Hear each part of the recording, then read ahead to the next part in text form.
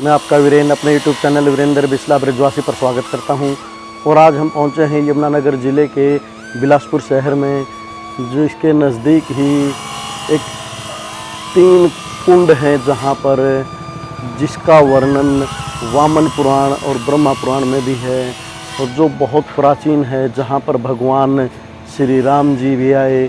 यहाँ पर सिखों का और हिंदुओं का एक ऐसा स्थान है, एक ऐसा प्रसिद्ध, एक ऐसा तीर्थ स्थल है जहाँ पर दोनों के दोनों ही यहाँ पर पूजा पाठ करते हैं, क्योंकि यहाँ पर भगवान श्री राम जी आए, भगवान शंकर जी, उसके बाद गुरु नानक देव जी भी आए और गुरु गोविंद सिंह जी भी।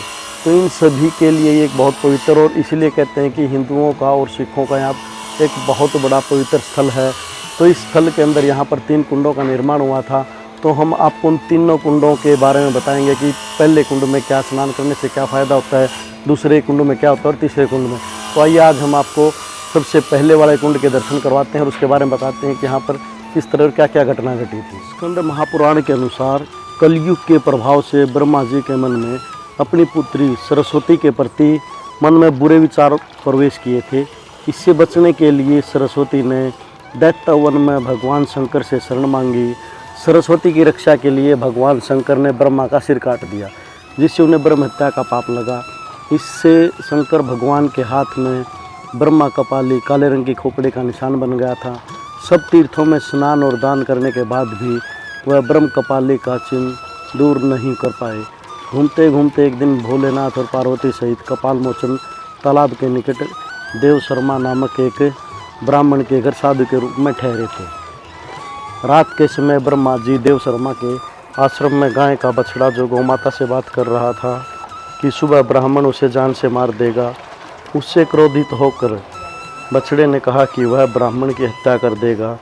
इस पर गौ माता ने बछड़े को ब्राह्मण हत्या करने से मना कर दिया, क्योंकि बछड़े को ब्रह्म हत्या का पाप लग जाएगा।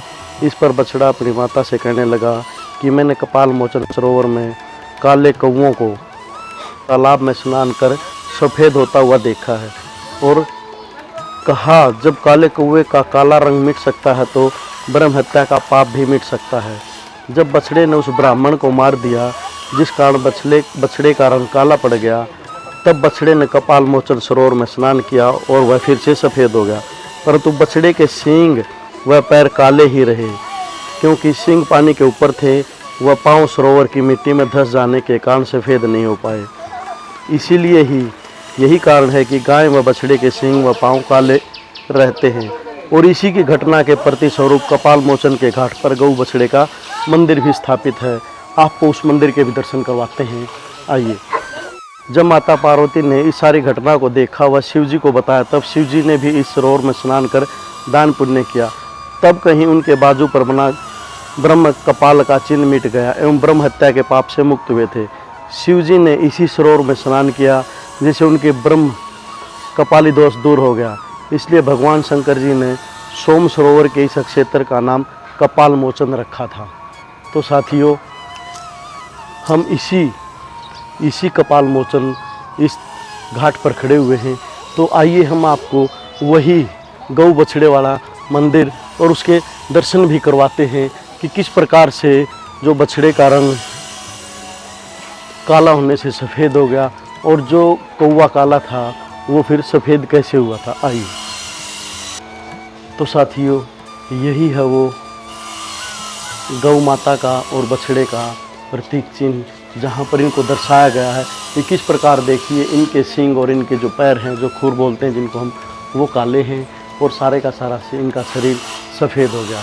तो इसी क्षेत्र के यहीं पर आकर ही, तो इसी क्षेत्र में ही, इसी कपाल मोचन सरोवर के अंदर ही भगवान शंकर जी ब्रह्म हत्या से मुक्त हुए थे, क्योंकि ब्रह्मा जी ने सरस्वती माता के ऊपर बुरी नज़र डाल दी थी, जिसके कारण शिव जी ने उनकी हत्या कर दी थी। इसी के साथ साथ जब पांडवों ने महाभारत युद्ध के दौरान उनके गुरु द्रोणाचार्य जी की हत्या कर दी थी, तो उस हत्या से मुक्ति के लिए भी भगवान श्री कृष्ण ने पांडवों को इसी क्षेत्र कपाल मोचन तीर्थ के अंदर ही स्नान करवाया था। भगवान श्री राम ने जब रावण का वध कर दिया था, तो राम के ऊपर भी वही ब्राह्मण हत्या का पाप चढ़ गया था। उस पाप से मुक्ति के लिए भी भगवान श्री राम जी ने इसी कपाल मोचन तीर्थ के अंदर स्नान किया था और तभी उनको उस ब्राह्मण हत्या से मुक्ति मिली थी। तो जो पहला स्नान होता है हमारा इसी कपाल मोचन तीर्थ के अंदर होता है।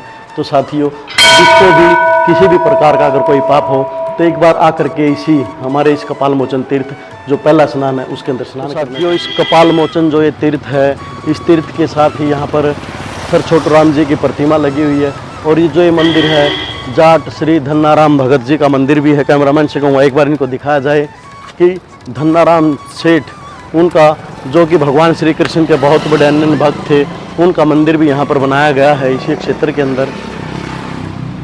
देखिए